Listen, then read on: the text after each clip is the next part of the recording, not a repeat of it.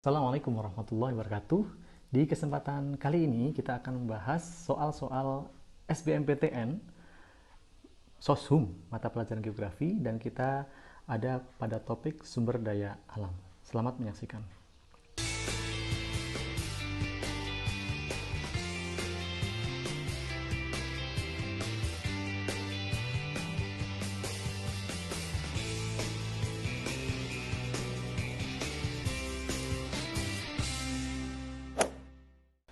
Kita lanjut ke nomor 8. Hutan bermanfaat sebagai penyaring dan pembersih air.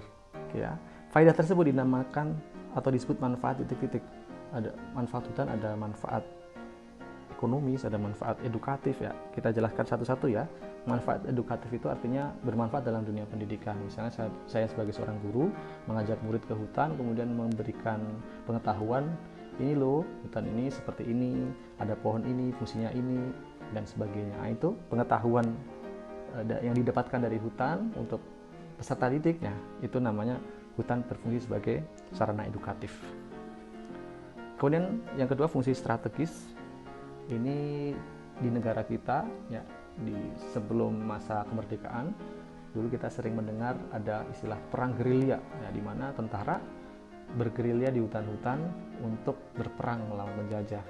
Dan hutan ini sangat berguna untuk pertahanan, karena dengan perang gerilya di hutan tentara kita bisa menuai kemenangan. Nah, inilah yang disebut sebagai fungsi strategis hutan untuk keamanan. Fungsi estetis, keindahan hutan. Dengan adanya hutan, suatu wilayah bisa lebih indah, lebih enak dipandang mata karena hijaunya. Itulah fungsi estetis. Fungsi hidrologis. Hidro itu artinya air. Jadi hutan berfungsi sebagai penyaring dan pembersih air. Maka jawabannya yang ini ya, yang D.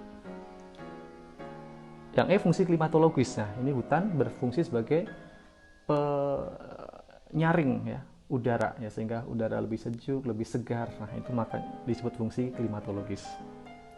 Kita lanjut ke nomor berikutnya. Menurut bahan dasarnya, minyak bumi termasuk dalam mineral logam, bukan ya? Bahan baku juga bukan. Mineral organis ya, betul. Jawabannya yang ini, mineral organis. Kenapa? Karena minyak bumi asal muasalnya adalah dari makhluk hidup ya. Yang D dan E tentu saja bukan itu jawabannya. Pertanyaan berikutnya, kita mulai dari pernyataan dulu. Kebutuhan akan sumber daya semakin hari semakin meningkat ya. Kita checklist ya karena benar. Kemudian alasannya, sumber daya alam tidak terbatas baik dalam jumlah maupun kualitasnya. Terbatas ya.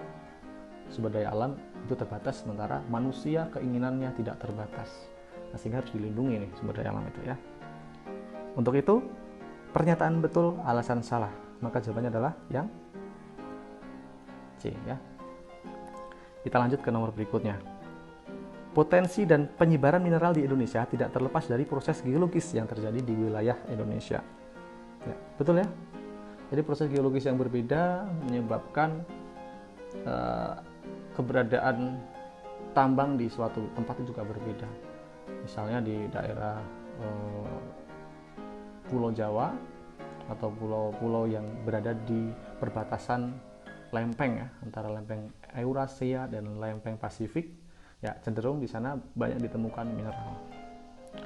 Kemudian kita lihat alasannya. Secara geologis Indonesia berada di antara lempeng Samudra Hindia, Pasifik, dan lempeng benua Asia. Oke, secara sepintas nampaknya betul ya. Secara geologis Indonesia berada di lempeng Samudra Hindia, Pasifik, dan lempeng benua Asia. Kurang tepat ya. Bukan lempeng benua Asia, tapi lempeng Eurasia. Jadi ini juga salah. Pernyataan betul, alasan salah, maka jawabannya juga C ya. Nomor berikutnya. Pernyataan. Relief berpengaruh terhadap usaha pertanian, terutama ketinggian dari permukaan laut.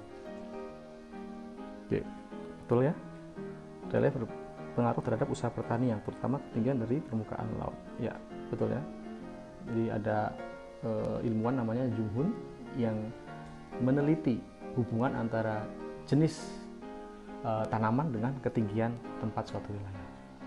Kemudian alasannya makin tinggi suatu permukaan dari laut, suhu semakin rendah. Ini juga betul. Alasan betul, pernyataan betul, maka jawabannya adalah yang A. Kita lanjut ke nomor berikutnya.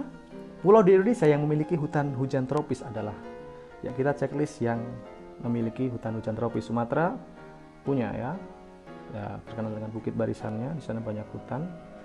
Kemudian Kalimantan juga punya hutan tropis, ya, terkenal dengan orangutannya. Papua juga punya hutan tropis, ya.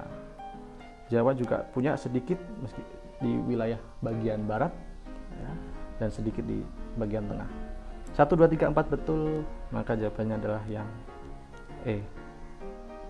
Kita lanjut ke nomor berikutnya. Bahan galian yang termasuk golongan A, yaitu yang strategis diantaranya. Ya, ada golongan A atau bahan strategis, maksudnya adalah bahan galian atau golongan sumber daya alam yang digunakan untuk kepentingan pertahanan, keamanan negara, dan perekonomian. Ya, contoh adalah bumi, batu bara, gas alam. Di sini nggak ada, ya, tetapi kita garis bawahi ya, yang punya fungsi strategis adalah uranium.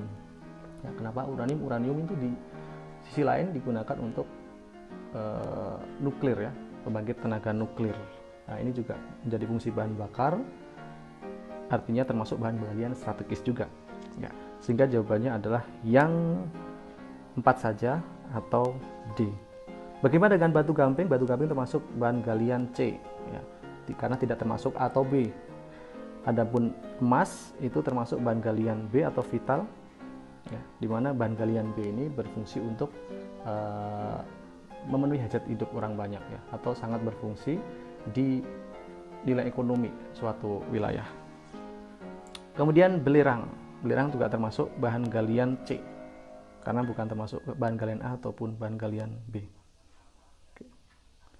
Yang terakhir, nomor 15. Pola pertanian tidak menetap atau ladang berpindah merupakan pola pertanian primitif ditandai dengan. Oke, kita checklist yang termasuk yang jawabannya benar ya. 1, penggunaan alat sederhana, betul. Tidak menggunakan pupuk, ini juga betul. Pengairan hanya dari hujan, ini juga benar. Sedenter itu artinya menetap. Sedangkan ladang berpindah itu dari namanya saja sudah jelas bahwa masyarakat pada masa itu hidup dengan cara berpindah dari satu tempat ke tempat lain untuk bercocok tanam, mencari lahan yang lebih subur. Maka 4 tidak termasuk. 1, 2, 3 betul, maka jawabannya adalah yang A. Baik, demikian pembahasan tentang soal SBMPTN tahun SBMPTN yang telah lalu, ya, yang bisa jadi keluar dalam UTBK yang kita akan sambut sebentar lagi. Mudah-mudahan bermanfaat. Sampai ketemu pada pembahasan soal berikutnya. Semoga sukses. Wassalamualaikum warahmatullahi wabarakatuh.